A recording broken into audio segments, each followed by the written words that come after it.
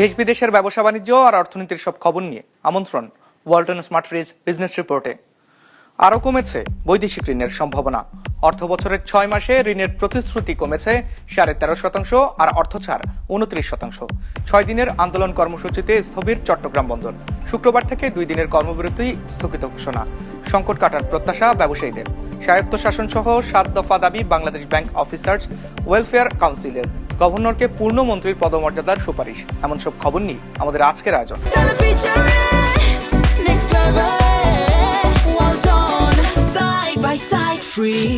চলতি অর্থ বছরের প্রথম 6 মাসে বৈদেশিক ঋণের প্রতিশ্রুতি কমেছে 13.5%-এর মতো। একই সময়ে অর্থছাড় কমেছে প্রায় 29.5%। অর্থনৈতিক সম্পর্ক বিভাগের হালনাগাদ প্রতিবেদনে এমন তথ্য উঠে এসেছে। যদিও একই সময়ে পরিশোধের পরিমাণ বেড়েছে 11.5%। বিশ্লেষকরা বলছেন, বৈদেশিক ঋণ নিয়ে ধারাবাহিকভাবে বাড়ছে সরকারের অস্বস্তি। সামনে যা আরো বাড়বে বলে আশঙ্কা তাদের। বিভিন্ন উন্নয়ন কাজের জন্য দেশের অভ্যন্তরীণ উৎসের পাশাপাশি বৈদেশিক ঋণদাতাদের কাছ থেকে ধার করতে হয় সরকারকে। অর্থনৈতিক সম্পর্ক বিভাগের হালনাগাদ তথ্য অনুযায়ী চলতি অর্থ বছরের জুলাই থেকে ডিসেম্বর এই 6 মাসে দেশে বৈদেশিক ঋণের প্রতিশ্রুতি এসেছে 191 কোটি ডলারের। আগের অর্থ বছর একই সময় যা ছিল 229 কোটি ডলার। সে হিসেবে বৈদেশিক ঋণের প্রতিশ্রুতি কমেছে 13.42%। এই সময় ঋণদাতারা অর্থছাড় করেছে 249 কোটি ডলারের বেশি। আগের অর্থ বছর 6 মাসে যা ছিল 353 কোটি ডলার।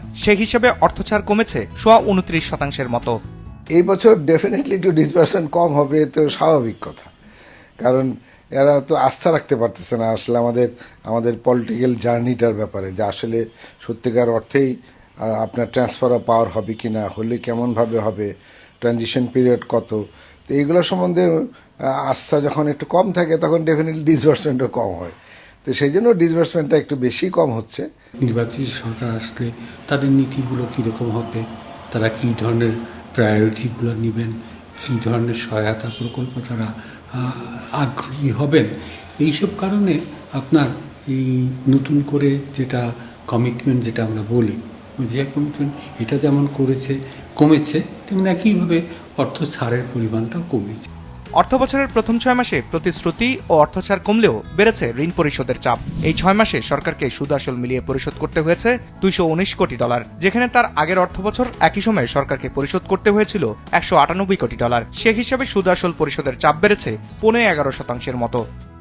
অন্তর্বর্তী সরকার এবং তার পূর্ববর্তী যে সরকার ছিল তারা যে ঋণগুলো গ্রহণ করেছেন বিভিন্ন প্রকল্পে বিভিন্ন খাতে, এই ঋণগুলো পরিশোধের যে সময়সীমা, এই সময়সীমাতে একটা নির্দিষ্ট সীমা আছে এবং গ্রেস পিরিয়ড যেটাকে আমরা বলি, সেই গ্রেস পিরিয়ডগুলো কিন্তু শেষ হয়ে আসছে এবং আগামী দিনগুলোতে এখন নতুন করে যে ঋণগুলো নেওয়া হয়েছে এগুলো পরিশোধের তালিকায় আসবে। যদি পলিটিক্যাল স্ট্যাবিলিটি আসে তাহলে ডেফিনেটলি ইউটিলাইজেশনটা ভালো হবে, তখন রেভিনিউ আর্নিংও ভালো হবে, তো সুতরাং তখন চাপটা মোটামুটি সহনশীল থাকবে। কিন্তু যদি পলিটিক্যাল স্ট্যাবিলিটি না আসে তাহলে তো ডেফিনেটলি ইউটিলাইজেশনও ভালো হবে না, রেভিনিউ কালেকশনও হবে না, তখন ডেফিনেটলি চাপ বেড়ে যাবে। আইএমএডির তথ্য মতে এই 6 মাসে ভারত, চীন, জাপান, রাশিয়া এবং AIIB থেকে নতুন করে কোনো ঋণের প্রতিশ্রুতি পাওয়া যায়নি। Business report, Maasranga television. শ্রমিক কর্মচারীদের ডাকা অনির্দিষ্টকালের কর্মবিরতিতে কার্যত অচল চট্টগ্রাম বন্দর। এমন পরিস্থিতিতে শুক্রবার থেকে 2 দিনের জন্য কর্মবিরতি স্থগিত করেছে চট্টগ্রাম বন্দরের শ্রমিক কর্মচারীরা। নৌ উপদেষ্টার সঙ্গে বৈঠক শেষে কর্মসূচি স্থগিত করেন আন্দোলনকারীরা। এদিকে নৌ উপদেষ্টা বলেছেন, কেউ বন্দরের স্বাভাবিক কার্যক্রমে বাধা দিলে কঠোর ব্যবস্থা নেওয়া হবে। ডেস্ক রিপোর্টে বিস্তারিত। শ্রমিক কর্মচারীদের 6 দিনের আন্দোলনে রীতিমতো অচল চট্টগ্রাম বন্দর। নৌ উপদেষ্টার আগমনকে কেন্দ্র করে সকাল থেকেই চট্টগ্রাম বন্দরের 4 নম্বর গেটে অবস্থান নেয় আন্দোলনকারীরা। এ সময় শ্রমিকরা বন্দরের ভেতরে প্রবেশ করতে চাইলে তাদের বাধা দেয় কর্তৃপক্ষ। ইনভেস্টমেন্ট আমরা করব, লাভের পথে আমরা নিয়ে যাব, মজাটা তারা খাবে, ডলারটা তারা নিয়ে যাবে, এটা আমরা কেন মানব? সকাল 10:30টার দিকে উপদেষ্টা বন্দরের গেটে পৌঁছালে তাকে ঘিরে স্লোগান দিতে থাকে আন্দোলনকারীরা। উপদেষ্টা তাদের থামানোর চেষ্টা করেন। পরে 11টায় বন্দর কর্তৃপক্ষের সাথে বৈঠকে বসেন, তবে এতে কোনো সমাধান আসেনি। এ সময় আন্দোলনকারীদের তোপের মুখে পড়েন উপদেষ্টা। পরে আন্দোলনকারীদের দাবি নিয়ে দুপুর 3টায় বন্দর ভবনে বৈঠকে বসেন নৌ উপদেষ্টা। বৈঠক শেষে নৌ উপদেষ্টা জানান, আগামীকাল থেকে বন্দরের কার্যক্রম চলবে, কেউ বাধা দিলে সরকার হার্ডলাইনে যাবে। এদিকে শুক্র ও শনিবার কর্মবিরতি স্থগিত করেছে বন্দর রক্ষা সংগ্রাম পরিষদ। সরকার যদি চূড়ান্ত চুক্তিতে চলে যেতে চায়, নিশ্চয়ই আমরা ঘরে বসে থাকবো না। আমরা কারো হুমকি ধমকিতে হার্ডলাইন টার্ডলাইনে এই সমস্ত বিষয়ে আমরা ভীত বা সন্ত্রস্ত নই। চুক্তি তো হবে, চুক্তিটা কি লেভেলে হবে সেটা হলো কথা। আশা করি কালকে সকাল থেকে যেভাবে হোক পোর্ট সচল হবে। এদিকে শ্রমিক কর্মচারীদের কর্মবিরতিতে বন্দরে বাড়ছে কন্টেইনারের চাপ। বন্দর সহ অফডকে সৃষ্টি হয়েছে কন্টেইনার জট। গেল 2 দিনে জেটি থেকে ছাড়া ও আসার অপেক্ষায় রয়েছে 28টি জাহাজ। টানা কর্মবিরতিতে পণ্য রপ্তানি না হওয়ায় বন্দর চত্বর ও জেটিতে থাকা 14,000 জাহাজ ও বেসরকারি ডিপোতে আটকে আছে 20 ফুট এককের প্রায় 14,000 রপ্তানি পণ্যবাহী কন্টেইনার। এসব কন্টেইনারে থাকা পণ্যের মূল্য আনুমানিক $67 কোটি বা প্রায় 8.5 কোটি টাকা। Sadequr Rahman Siddiqui, business report, Maasranga television.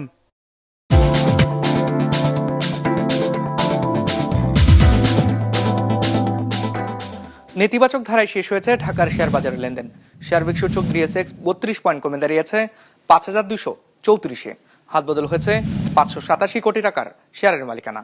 লেনদেনে অংশ নেওয়া প্রতিষ্ঠানগুলোর মধ্যে দর বেড়েছে 123টির, কমেছে 222টির, আর অপরিবর্তিত আছে 47টির দর। এবার বাজার নিয়ে বিশ্লেষণ শুনবো অ্যালায়েন্স ক্যাপিটাল অ্যাসেট ম্যানেজমেন্টের। আজকে মার্কেট নিউট্রাল সেন্টিমেন্টে ক্লোজ হয়েছে।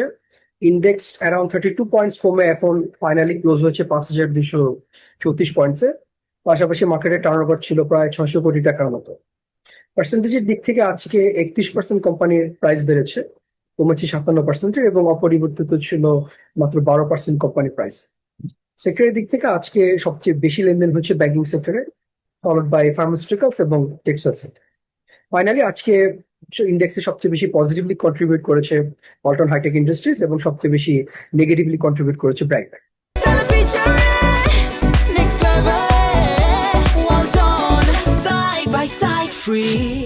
বাংলাদেশ ব্যাংকের স্বায়ত্তশাসন ও গভর্নরকে পূর্ণ মন্ত্রীর পদমর্যাদা দেয়া সহ 7 দফা দাবি জানিয়েছেন Bangladesh bank officers welfare council.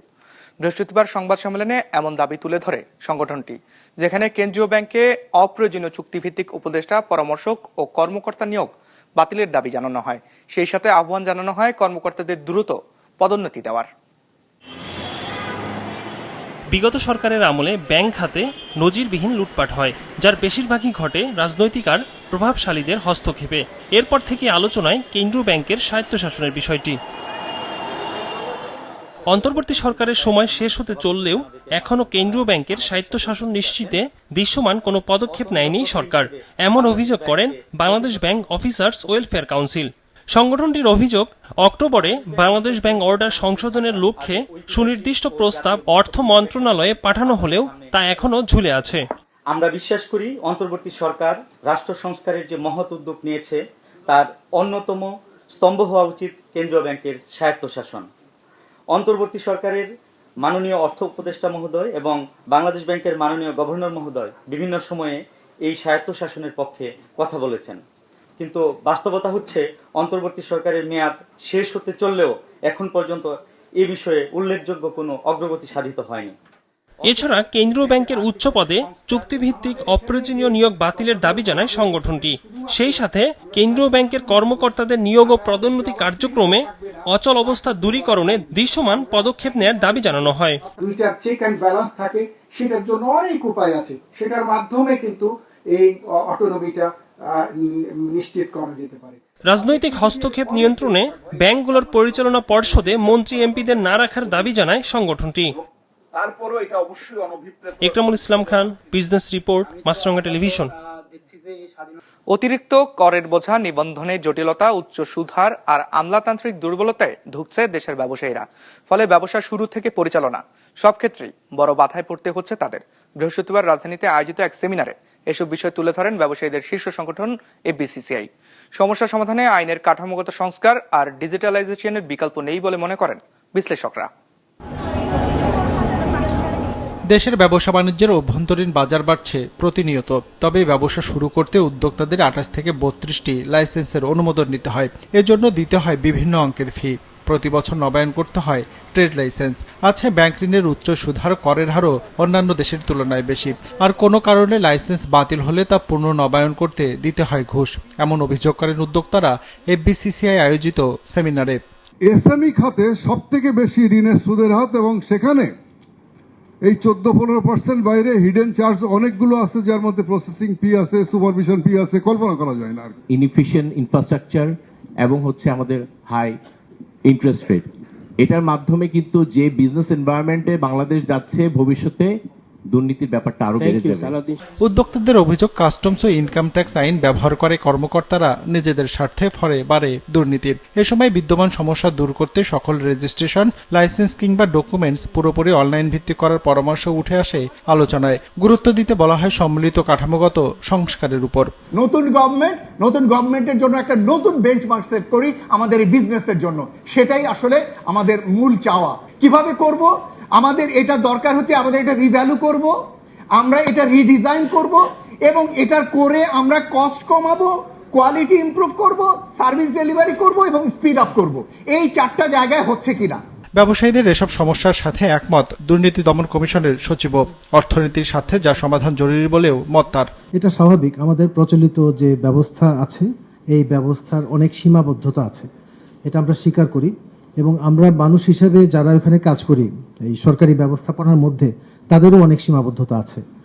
সবকিছু যে ইচ্ছাকৃত এটা আমরা বলবো না, কিছুটা সিস্টেমের দোষ এবং কিছুটা অবশ্যই ব্যক্তিগতভাবে আমি কেমন সেটার উপরে অনেক কিছু নির্ভর করে।